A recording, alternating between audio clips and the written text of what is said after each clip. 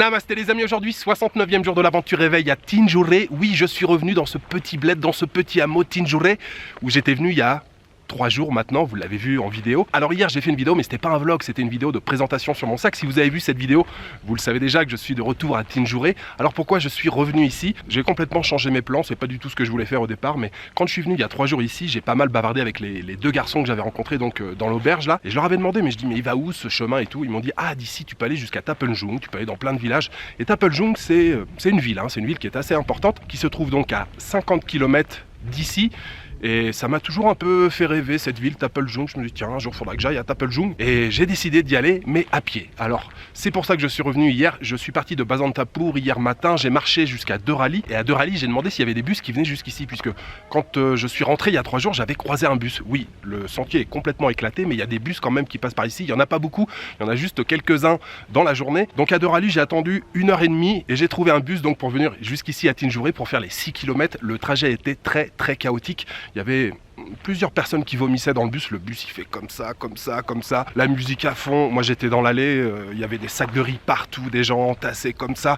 C'était un sacré bordel, j'ai fait que 6 km comme ça, mais c'était assez chaotique. Et puis je suis arrivé donc à 13h, j'ai passé toute l'après-midi ici, j'ai fait ma petite vidéo sur la présentation du sac à dos. Hier c'était assez couvert, on voyait les sommets, mais il y avait quand même pas mal de nuages. Là il est un petit peu plus de 7h, le soleil vient de se lever, et on voit toujours bien sûr les magnifiques montagnes derrière, le Makalu, le Kanchenjunga. Donc le programme aujourd'hui, c'est beaucoup de marche à pied, c'est 50 km Tapunjung d'ici, et le gars de l'auberge me dit ah mais tu peux le faire une journée. Moi quand je le fais, je pars à 5h du matin, j'arrive à 17h, en 10h c'est fait. Alors moi non, ça va être bistare, ça veut dire doucement, tranquillement. Je vais peut-être mettre 2, 3, 4 jours, j'en sais rien, je vais prendre mon temps, je sais pas du tout, je vais dormir, je sais pas s'il y a des auberges sur le chemin. Donc voilà, c'est parti pour une nouvelle journée d'aventure direction Tapunjung.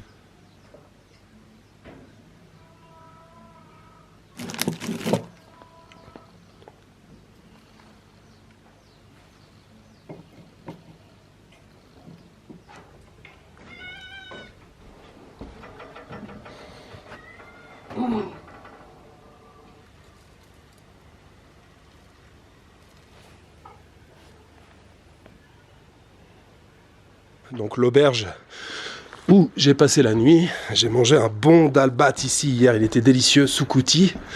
Voilà, hier on s'est réchauffé, il y avait un petit brasero ici, là, on était ici hier soir à se réchauffer, on est à 3000 mètres d'altitude, donc il fait froid ici. Les chambres se trouvent à l'étage, c'est pas très large ici. Voilà, la petite chambre où j'ai passé la nuit. On ouvre la fenêtre, on a une jolie vue sur les montagnes. Et avec la lumière, voilà, j'ai dormi ici. Avec 2 grosses couvertures, j'étais bien là. Bon, vous voyez, hein, c'est très rudimentaire, contreplaqué, tôle. Il y avait quand même un peu de lumière. Électricité pour charger, là, pas toute la nuit, mais j'ai eu le temps normalement de charger mes batteries. Mais je crois que j'ai un problème avec les batteries. Je sais pas si c'est le froid ou quoi, mais je les ai mises hier dans l'appareil photo. Elles indiquaient qu'elles étaient vides. Quand je les mets en charge, c'est vert. Alors j'en sais rien, je sais pas. Est-ce qu'elles sont vraiment déchargées? J'espère avoir quand même suffisamment de batterie pour vous filmer un petit peu aujourd'hui.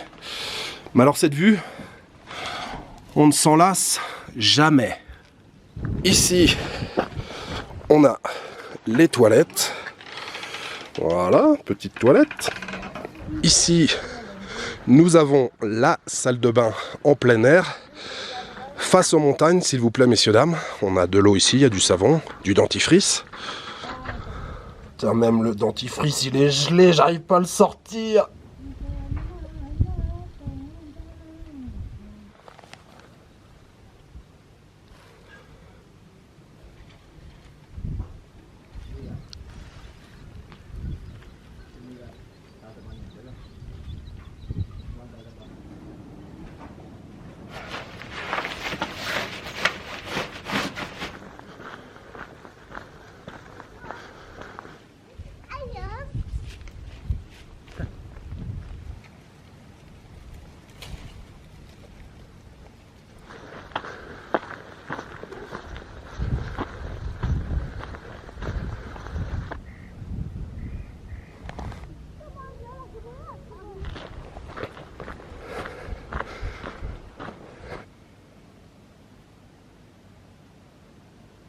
Alors, je voulais vous dire, allez, je trace la route, mais en fait, ça va être difficile. Ça fait 20 minutes que je suis parti.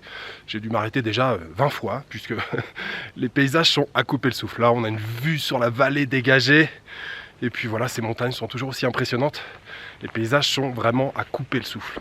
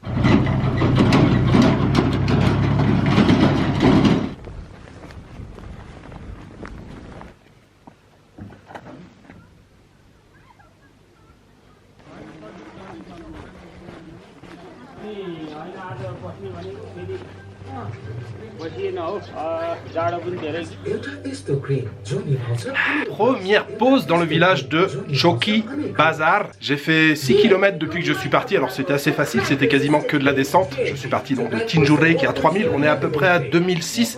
J'ai vu un panneau à l'entrée du village là, ouais, 2600 et quelques. Donc c'est bien agréable de s'arrêter ici. Évidemment, il y a pas mal de gens là qui sont venus, qui m'ont vu m'asseoir ici et commander un thé. On a papoté un petit peu déjà, c'est d'où tu viens, d'où tu es parti ce matin, est-ce que tu as mangé, est-ce que tu as mangé un dalbat. Je dis non, non, nashta, c'est le petit déjeuner, je prie juste un petit thé avec des biscuits.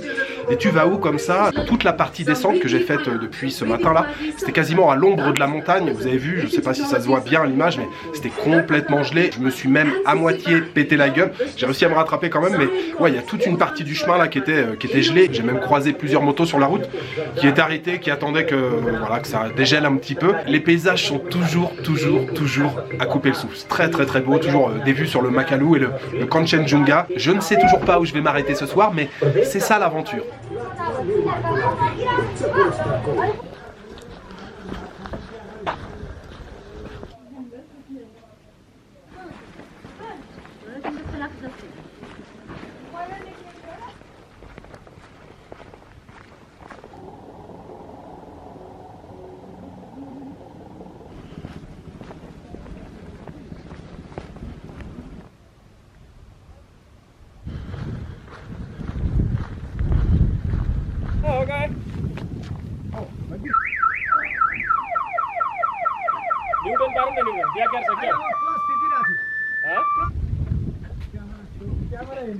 ठिक छ ल ल ल हुन्छ रोको रोको यहाँ आनु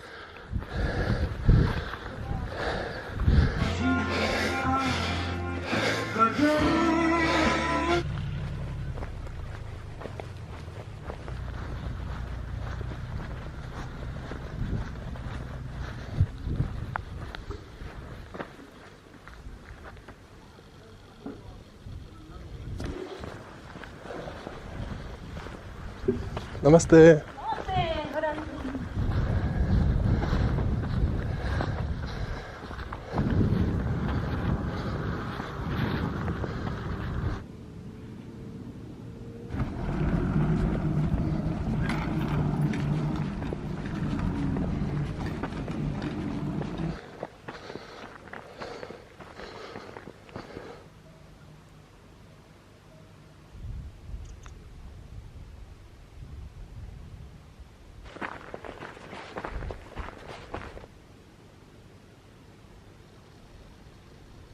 Alors, là, j'en chie un peu. La dernière fois que je vous ai parlé, je vous ai dit que ça faisait que descendre. Donc c'était bien. Donc le village où je me suis arrêté, où je vous ai parlé, c'était Choki Bazar. J'ai fait quelques kilomètres, c'était relativement plat. Je suis arrivé dans le village de Mangal Baré. Et juste à l'entrée du village de Mangal Baré, je suis tombé sur une Jeep qui était en panne, je pense, de batterie. Alors on a essayé de la pousser, alors d'abord en marche arrière pour qu'elle puisse prendre de l'élan. Et après on l'a poussée en descente, mais on n'a jamais réussi à la démarrer.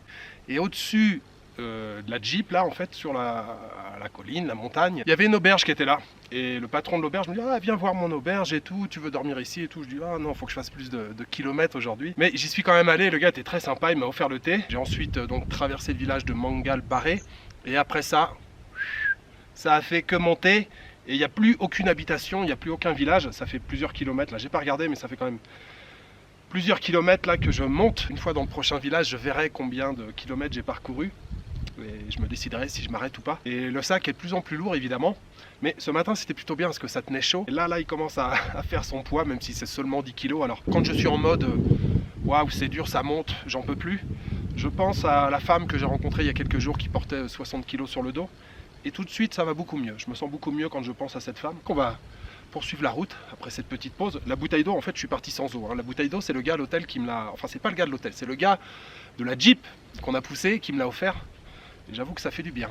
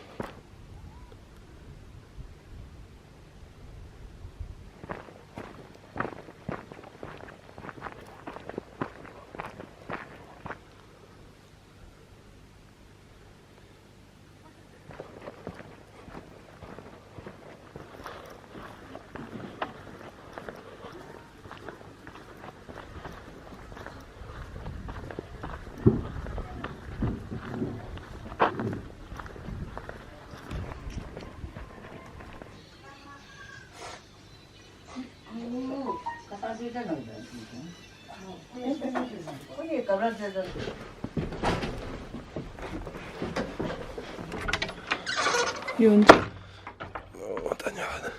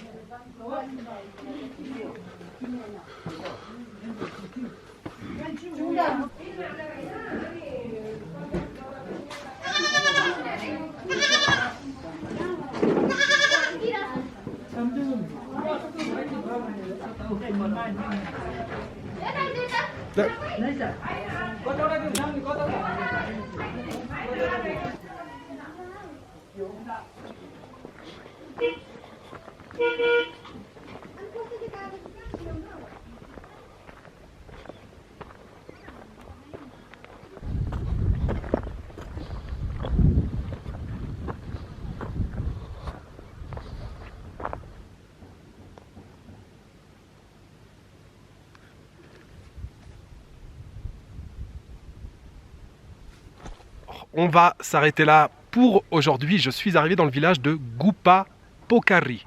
Pokari, ça veut dire étang, mare. Vous l'avez vu, il y a un étang juste à l'entrée du village. Je vous ai fait un plan. Et Gupa, ça veut dire cave. Apparemment, il y a une grotte, caves, yeah, caves en anglais, grotte en français. Apparemment, il y a une grotte dans une montagne, mais il faut être équipé pour aller à l'intérieur. Et j'ai assez crapahuté pour aujourd'hui. J'ai fait 18 km donc depuis ce matin, depuis Tinjuré. Et la dernière partie, comme je vous le disais, hein, ça montait pas mal.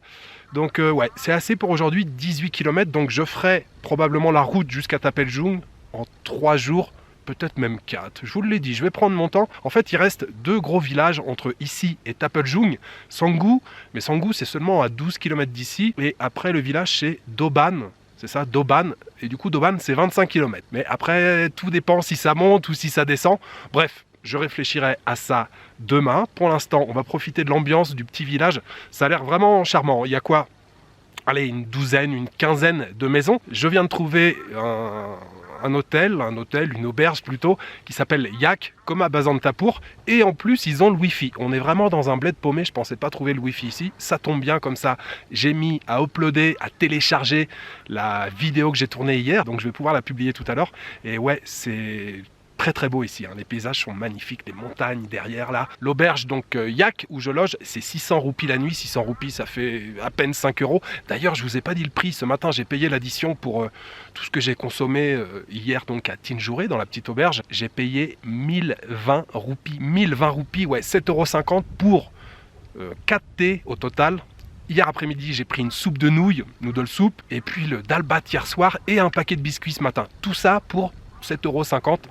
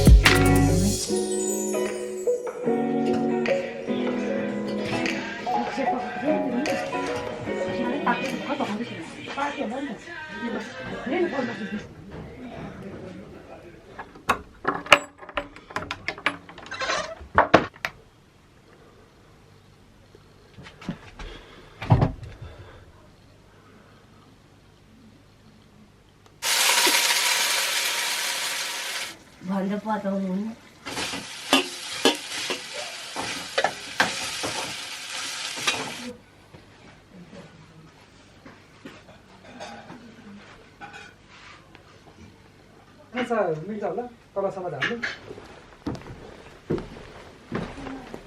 Il fait un froid glacial, les amis. Je pense que ça va être comme la nuit dernière. La nuit dernière, il faisait froid. Alors, sous les couvertures, ça allait, mais j'avais la tête qui dépassait. J'avais le nez qui était froid, qui était gelé. Je pense que ça va être la même histoire ce soir. Mais sinon, c'était une journée fantastique. Vraiment, les paysages, là, tout le long de la route, toujours aussi splendides. Les quelques villages traversés, les gens toujours aussi sympathiques. Non, c'était vraiment une super journée. Les gens, là, qui gèrent l'auberge où je me trouve, la famille, là, c'est une famille de Sharpa. Ils sont adorables. La jeune fille parle plutôt bien anglais. On a pas mal échangé, là, cet après-midi. Ce soir, évidemment, j'ai pris un dalbat soukouti. Je deviens vraiment accro soukouti. J'en mange quasiment tous les jours maintenant. C'était excellent, c'était très très bon. On pourrait penser que tous les dalbats c'est toujours pareil, mais non, en fait ils ont leurs petites recettes, leurs petits ingrédients secrets. Le dalbat du jour, je voudrais le dédier aux tipeurs. J'aimerais remercier aujourd'hui Pascal et Nathalie et Philippe Messen. Merci beaucoup à vous trois pour votre soutien. Voilà, il me reste juste à vous souhaiter une bonne soirée, une bonne nuit, une bonne après-midi. Je vous donne rendez-vous demain pour une nouvelle journée au Népal. Ciao, good night.